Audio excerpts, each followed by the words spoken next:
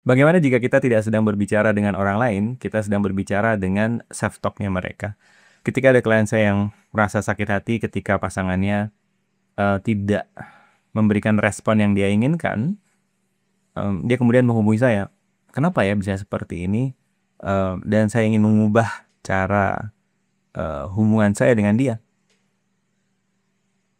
Akhirnya saya jelaskan sebuah cara pandang yang mengatakan bahwa ketika kita sedang berbicara dengan seseorang, kita tidak berbicara dengan orang itu, melainkan kita sedang berbicara dengan self-talk-nya mereka.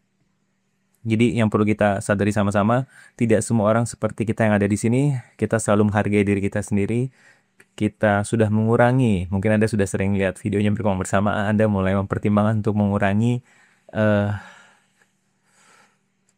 kasarnya kita ke diri kita sendiri, dan kita mulai menyayangi diri kita seperti kita menyayangi teman baik kita.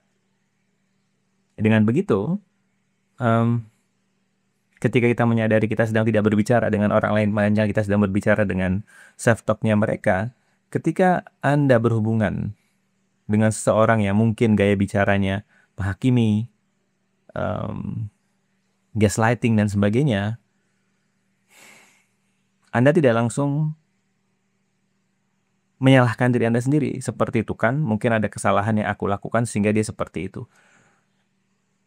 Kalau Anda masih menggunakan cara pandang seperti itu, silahkan. Tapi ya itu tadi, level stres kita tinggi.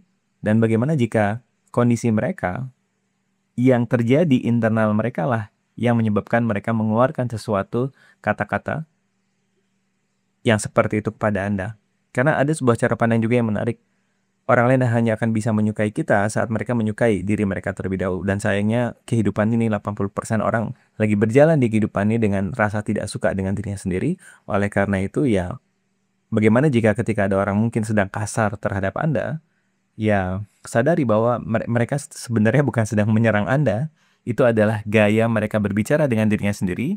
Karena mereka tidak tahu lagi cara gaya lain untuk berbicara, akhirnya sama juga caranya berbicara dengan diri Anda dengan yang mereka gunakan terhadap diri mereka sendiri. Jadi ya, nothing is personal. Tidak ada satupun orang berusaha untuk menyerang Anda karena itu tadi, mereka gaya berbicaranya adalah seperti itu.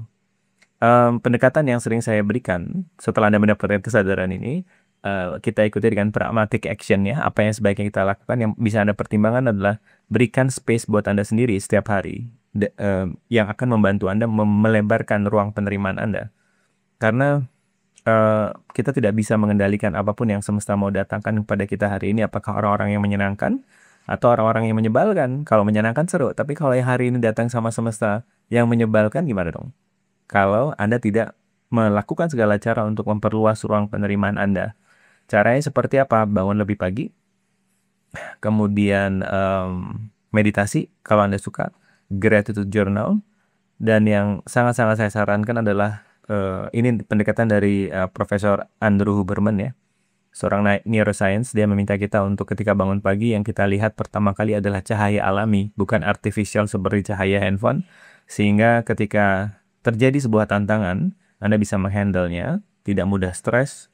Dan yang paling saya suka adalah jalan pagi, keluar, menghirup udara segar, yang mana teknik-teknik sederhana tadi itu akan melebar ruang penerimaan Anda, atau dikenal dengan dari sisi spiritual dikenal dengan istilah receiving Anda, yang itu mengaktifkan your feminine energy, sehingga ketika apapun semesta mau berikan kepada Anda hari ini, Anda akan siap. Dikasih rezeki, oke, dikasih permasalahan, Anda akan melihat dari sisi yang lebih nurturing. Asik ya? Oke, sampai ketemu di kesadaran berikutnya. Keep having fun. Bye-bye.